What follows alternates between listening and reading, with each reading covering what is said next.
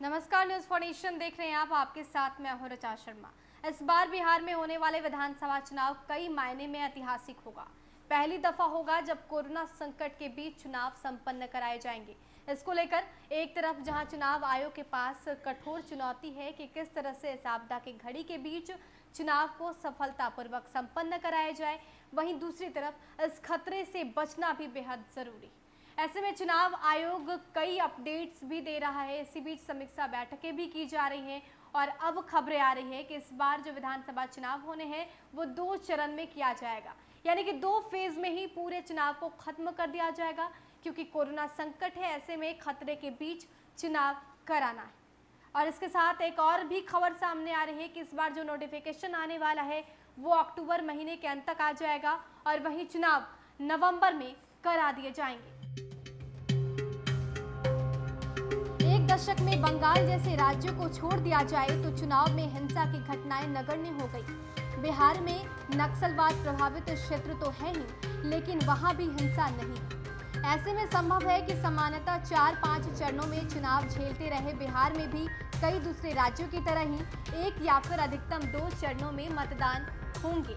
चुनाव आयोग के अंदर चल रहे इस विचार के पीछे दूसरा कारण ये भी बताया जा रहा है कि कोरोना संक्रमण का खतरा काफी तेजी से बढ़ रहा है। बिहार विधानसभा का कार्यकाल 29 नवंबर तक है। उससे पहले चुनाव और नई सरकार का गठन होना है। अगर कम चरणों में मतदान होगा तो आयोग आसानी से मतदान की तिथियों को नवंबर के दूसरे सप्ताह तक खींच सकता है। अधिकतर दलों ने भी कम चरणों में मतदान कराने का आग्रह किया है। राज्य में 2015 में 5, 2010 में 6 और 2005 में 4 चरणों में मतदान हुआ था। हर बार पहला चरण अक्टूबर में शुरू हुआ था। आयोग इस बार इसे नवंबर तक ले जाना चाहता है। इस बार चुनाव के लिए शारीरिक दूरी, ऑनलाइन नामांकन के साथ साथ पोस्टल बैलेट जैसे प्रावधान भी किए गए हैं। इसके साथ कोरोना काल में बिहार विधानसभा चुनाव पर रोक लगाने की मांग से संबंधित याचिका सुप्रीम कोर्ट ने मंगलवार को सुनवाई के लिए मंजूर कर ली।